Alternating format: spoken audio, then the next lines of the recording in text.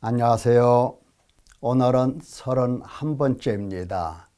지난 시간에 이어서 사도행전 20장 내용을 좀 더 살펴보고 여기에 관련된 에베소 교회 서신을 좀 살펴보고자 합니다. 제3차 복음 증거는 아시아에 있는 에베소 중심을 한 복음 전도였습니다. 살펴보십시다. 유익한 것은 무엇이든지 거리낌 없이 여러분에게 전하고 가르쳤다. 유익한 게 뭐냐? 하나님께 대한 이 회개입니다. 그리고 예수 그리스도께 대한 믿음입니다. 그러니까 예수 그리스도를 증거하면서 하나님 앞에서 회개하고 그리고 예수 그리스도를 믿는 믿음을 갖도록 겸손과 눈물 모든 것을 참고 섬기면서 3년이나 밤낮 쉬지 않고 눈물로 각 사람에게 훈계했다. 이렇게 말씀하고 계십니다. 자, 예수 그리스도를 증거하면서 하나님께 대하여 회개할 것, 그리고 하나님 앞에서 참된 믿음을 가질 것, 이것을 계속 증언했는데 이 증언이야말로 바로 매우 중요한 하나님의 나라라 이렇게 설명을 하십니다. 하나님의 나라가 뭔가?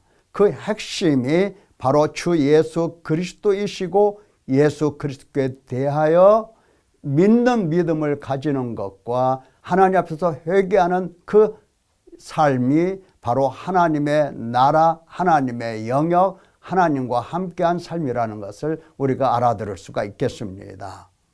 자, 회개한다. 하나님 나라 백성이고 하나님 나라 안에 들어와 있어요.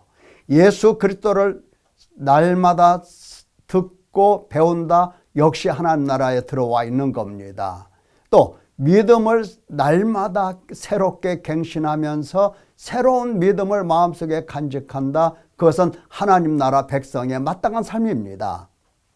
그러면 에베소 교회에게 바울 사도가 서신을 보낼 때에 어떤 내용을 보냈겠느냐? 역시 하나님의 나라에 관한 내용을 증거하고 또 가르쳤던 겁니다. 에베소에 보내는 이 서신 전체는 하나님의 나라에 관한 여러 가지 내용들을 담고 있다. 이렇게 볼 수가 있습니다.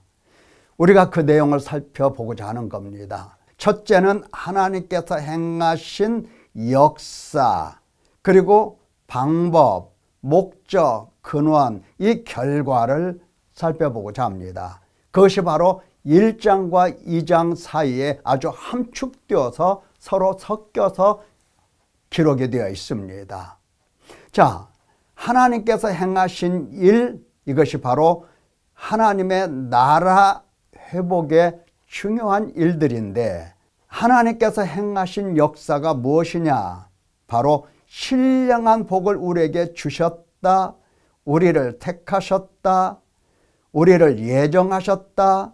우리를 하나님의 아들이 되게 하셨다. 이러한 일들이 바로 하나님께서 행하신 역사입니다. 이게 바로 하나님 나라 회복에 있어서 중요한 일이에요. 이것을 다른 말로 말하면 하나님의 구원이라고 말할 수가 있습니다. 구원을 우리는 받았다고 하는데 하나님은 우리를 구원하신 겁니다. 자, 어떻게 이렇게 하나님께서 우리를 구원하셨을까? 다시 말하면 하나님의 자녀가 되게 하셨을까? 그것은 예수 그리스도 안에서 하나님의 은혜의 그 풍성함을 따라서 속량 곧 죄사함을 주셨다라고 하는 겁니다. 하나님의 자녀 어떻게 됐을까? 하나님께서 죄사함, 속량 이것을 통해서 하나님 자녀 삼으신 겁니다. 보통 사람들은 자녀를 어떻게 삼습니까? 물론 양자도 삼지만 낳아요.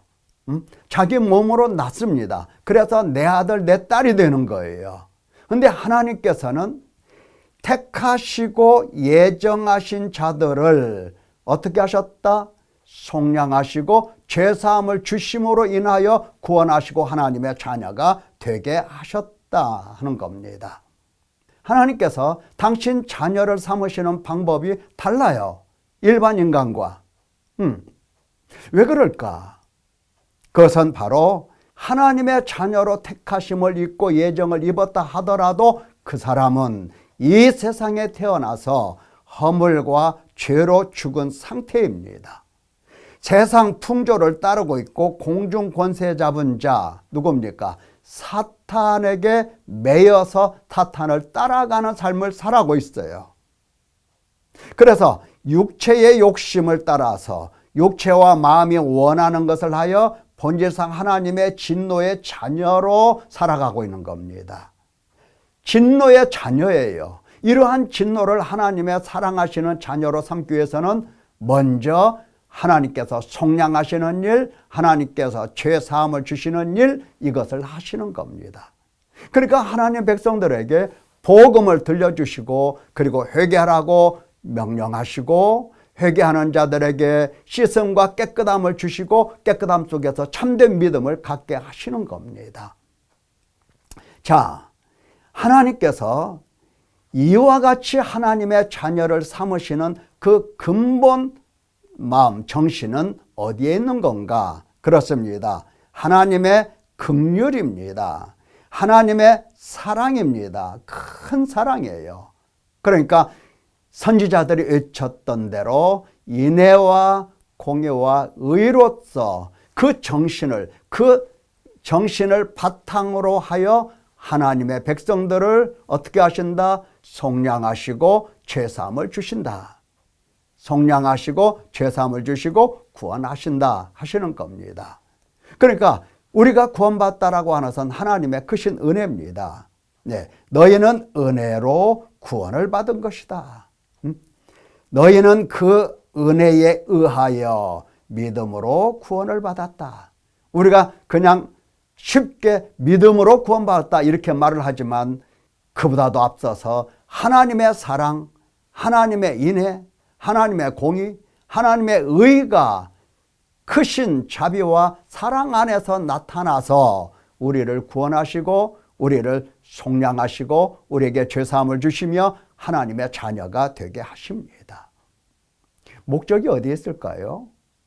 왜 이렇게 하나님은 하나님 백성을 회복하시고 삼아내시며 하나님 나라를 확장해 나가실까요? 그것은 바로 목적이 여기에 있습니다. 하나님의 은혜의 영광을 찬송하게 하려고 하는 겁니다. 은혜를 주신 하나님, 사랑하신 하나님, 하나님을 알아뵙고 그리고 사랑 안에서 하나님께 감사, 찬송, 영광, 순종 그리고 믿음을 갖고 하나님을 위해서 일평생 섬김의 삶을 살아가도록 그 목적으로 이와 같이 하나님 백성을 구원하시는 것입니다. 그러니까 매일매일 우리의 일상 속에서 하나님을 알아뵙고 하나님을 사랑하고 하나님을 섬기고 하나님께 영광 감사 드리는 것이 우리 인생의 근본 목적입니다. 자, 그러면 하나님 백성들이 어찌 해야 되는가, 어떻게 살아야 되는가, 이것을 에베소서에 기록하고 있습니다. 그것이 뭔가? 구원받고 성령의 인치심을 받은 성도 곧 너희가 할 일 뭐냐? 하나님의 성령으로, 약속의 성령으로 인치심을 받았으니 성령 안에서 성령을 따라서 하나님이 거하실 처소가 되기 위하여 부단히 노력하라 하는 것입니다. 하나님께서 들어와 거하시는 하나님의 성전, 하나님께서 다스리시는 하나님의 백성, 하나님께서 사랑하시고 소유하시는 하나님의 자녀의 삶을 살도록 성령을 따라가라 이렇게 말씀을 하십니다. 어떻게 성령을 따라가? 그렇습니다. 옛사람을 벗어버리고 새 사람을 입고 이렇게 가는 겁니다. 옛사람을 벗는다는 것은 옛사람이 뭡니까? 욕심이지요, 구습이지요. 악독과 노함과 분냄과 떠드는 것과 비방하는 모든 악이 이런 것들을 버리는 겁니다. 그리고 의와 진리의 거룩함으로 지으심을 받은 새 사람을 입는 겁니다. 이것을 바로 명하시고 계시는 겁니다. 하나님 백성들은 이렇게 살아야 됩니다. 우리가 세상 속에서 세상 백성들과 똑같이 살고 있지만 그러나 우리의 신분은 하나님의 자녀, 하나님의 백성이기 때문에 다른 삶을 살아가는 겁니다. 그것이 바로 하나님의 성령을 근심하게 하지 말라 이렇게 경고하십니다. 너희가 구원의 날까지 성령 안에서 인치심을 받았다. 그러므로 성령 하나님을 근심하게 하지 말라.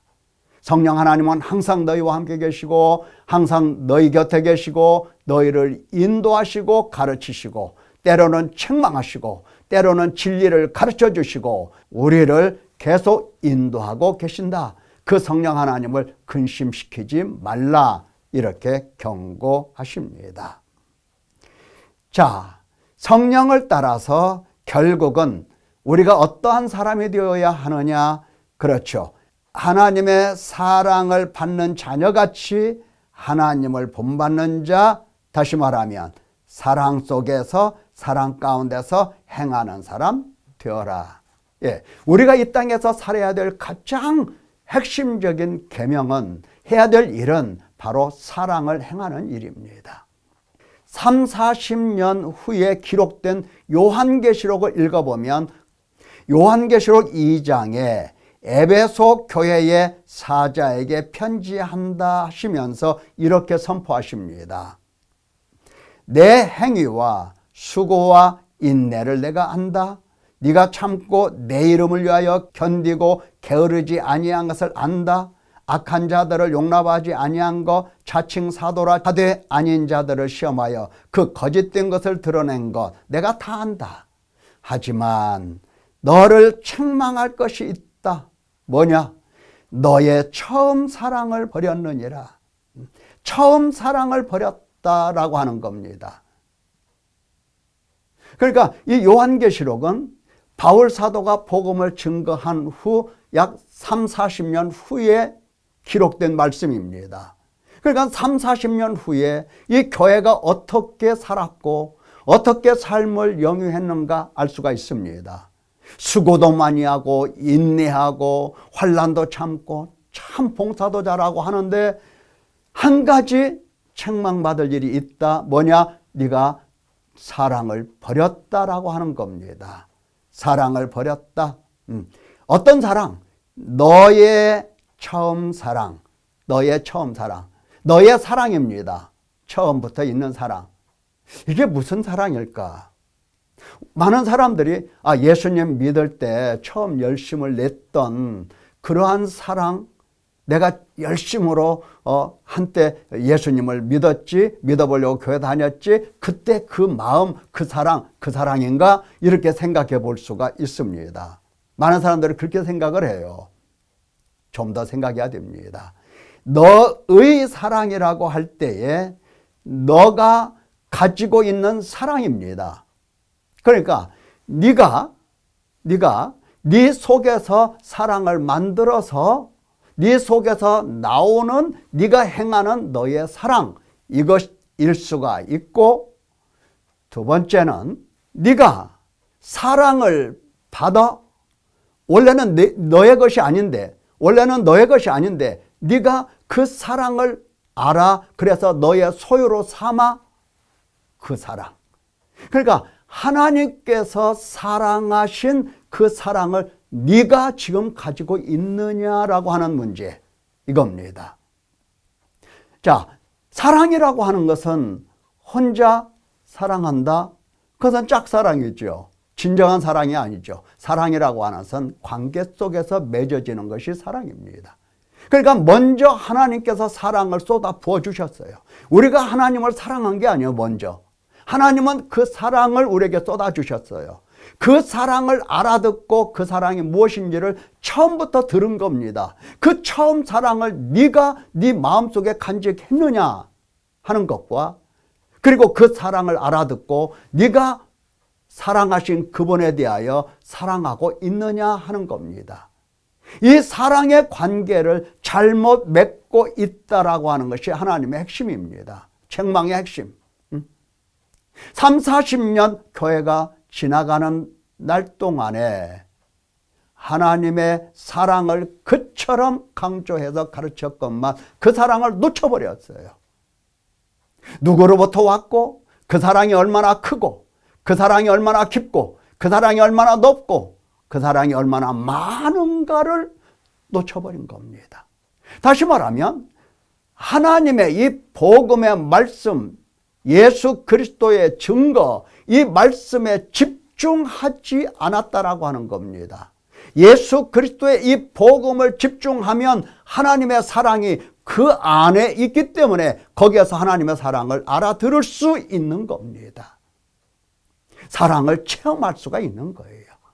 그래서 하나님의 사랑을 알아듣고 하나님 사랑을 할 수 있는 사람이 되어가는 겁니다.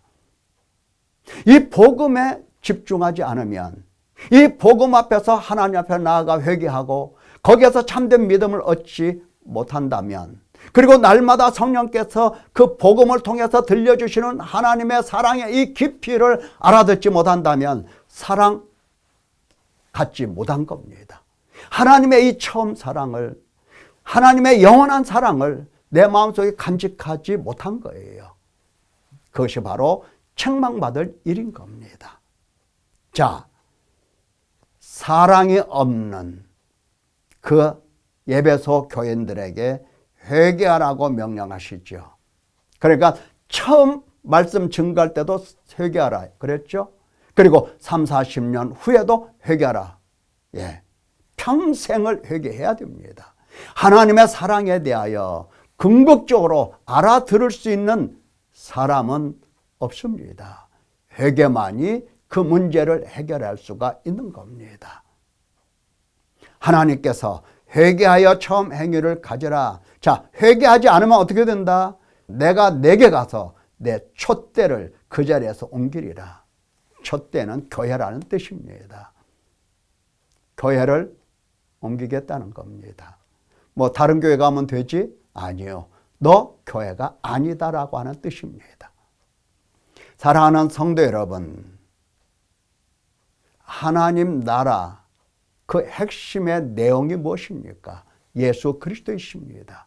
그러면 예수 그리스도를 들었다고 한다면 무엇을 소유하기까지, 무엇을 갖기까지, 무엇을 얻기까지 우리가 그 말씀에 집중을 해야 되겠는가? 그렇습니다. 하나님의 가장 큰 계명 사랑입니다.